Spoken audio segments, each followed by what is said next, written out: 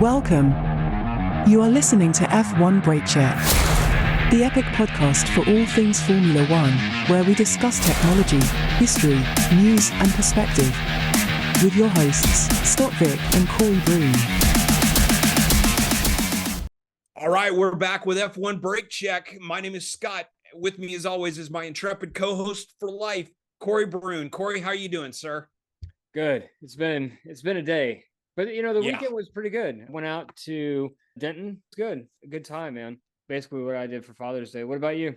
Same. It was very quiet, very low-key, washed a bunch of cars. Everybody who knows me even remotely knows how much I enjoy washing cars. So to me, that's not a chore. So got to wash some cars this weekend and then got to eat some steak on Sunday for Father's Day. And otherwise just took it real low-key. Yeah, and then we hung out on Friday. Yep. Had some really great flatbread pizza, smoked some really incredible cigars, and just generally had a really, really good time. Previewing this weekend's Grand Prix in Barcelona at the Circuit de Catalunya.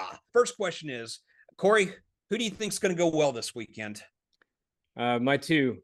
I am going to go with number one is going to be Ferrari, and very close to that is McLaren. Yep. You think that Red Bull's going to be behind the 8-ball again this weekend? On this track, yeah, I certainly see it. As much as they struggled on Canada and even the last couple of races as well, I really see that Ferrari, they don't want a repeat of Canada. So I don't see them falling back behind like they did. Fred's already been very public about saying this this is not going to happen again. And I know the drivers are very much looking forward to it as well. I mean, it's Sainz's home race, so he's going to be very much gunning for that top position. McLaren wants that spot badly. I definitely see them hitting it hard as well. It'll probably be a situation where McLaren's going to downplay how well they think they're going to go, and then they're going to come out and they're just going to blow everybody's doors off. Yes, I think it'll be another great weekend for McLaren. I do think that Ferrari will definitely have a bounce back. I still see Red Bull maybe having just a tiny bit of an edge.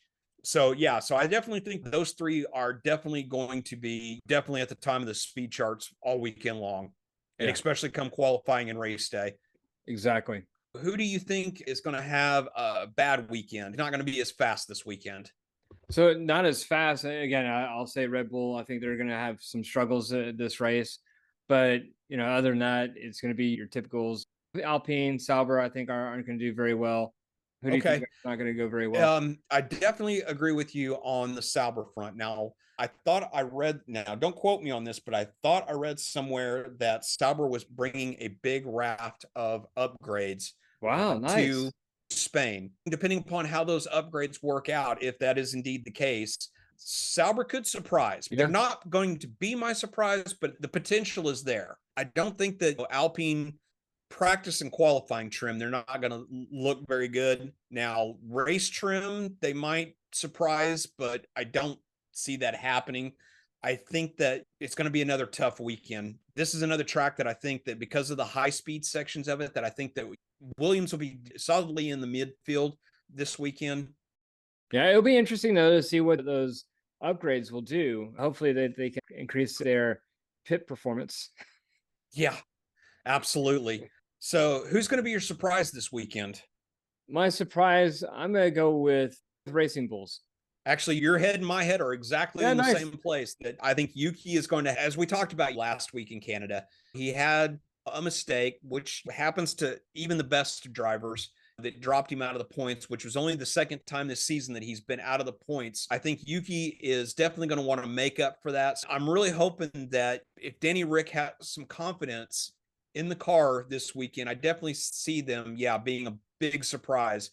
But it could be a surprise in the other direction though too, that if Danny Rick comes out and takes a step back in his performance this weekend. I hope not. God, man, just for him. Yeah. I want to at least see him finish out this season. Agreed. To finish up, who do you think is going to be on the podium this weekend? Going with Norris, Leclerc, and I will say George Russell. Wow. Okay. So that's wow. That's a bold one. I saw another stat this week that I also was not aware of, that well, actually, it's two stats about McLaren. Is one, the McLaren pair is the only two cars to finish every single lap so far this season.